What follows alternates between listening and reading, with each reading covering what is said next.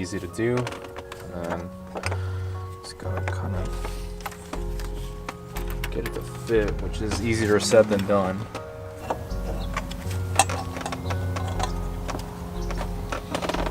I got it all in. That took a lot more difficult. That was a lot more difficult than I realized, and but I managed to get it in without rolling any O-rings. The only thing left to do now is to torque all the 3 10mm bolts to 7 foot-pounds and finish it up. So for the torque specs for this tensioner, the 3 13mm bolts are torqued to 17 foot-pounds, and then the pulley itself is torqued to 28, so make sure you do that. And then the other one that goes here, the other idler pulley, it's the torque spec is 28 foot-pounds as well.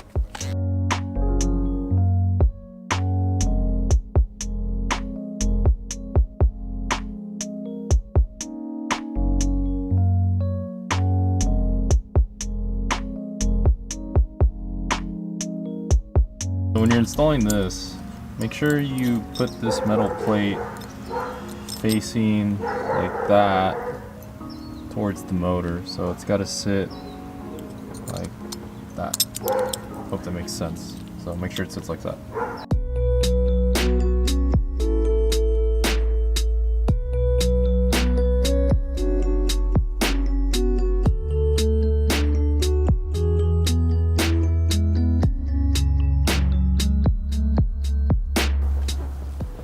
Make sure to torque the idler pulley to 28 foot-pounds. So this is the AC belt tensioner. This is the actual new unit, and it already has like a locking pin to prevent you from having the unit kind of tension out.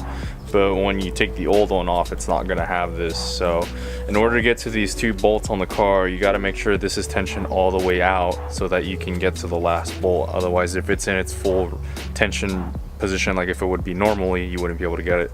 The only way you can do it is grabbing a 16mm wrench here, pushing it where this kind of lines up with the other little hole on the old unit, and put like a old Allen wrench or something in there to hold it in place while you get to these 2 bolts.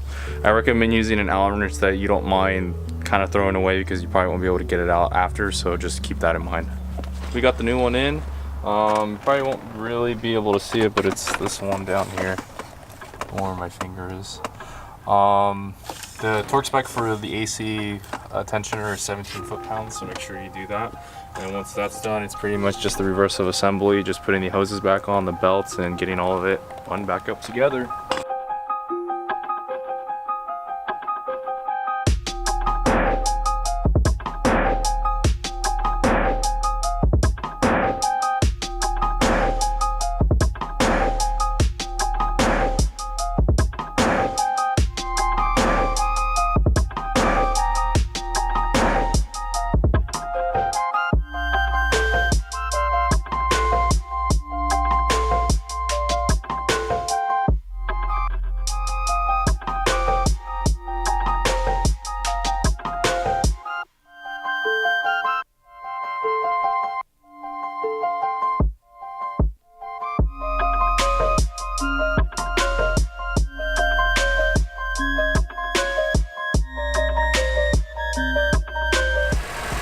Just like our last video, daylight turns into night.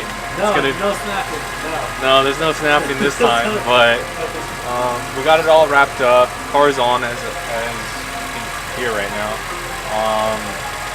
There's only a couple things you have to make sure. Oh, we're back. Oh, light. You want to make sure you use enough coolant. We drained everything out of it, so 1 gallon wasn't enough. We had to use more like 1.5 gallons. So make sure you have enough coolant on hand before you start the job, so you don't kind of have to do what we did, which is strain the old coolant. Once you do that, just pretty much have the car up in the air as much as you can. Run it for about 20 minutes or so, kind of rev it as you do it to get all the air pockets out. That's pretty much it. I mean, it wasn't really too difficult. It took us quite a few hours, but we were kind of taking it kind of slow, so it wasn't too bad. But anyways, I think this pretty much wraps up the video for tonight. I don't know what else to say at this point, but If you like this video, like, rate, comment, subscribe. Make sure that you guys hit that subscribe button. We're gonna have more content on this car as long as on the M5. I know I've been saying I'm gonna do an SMP to 6-speed swap, but I haven't gone around to doing it. But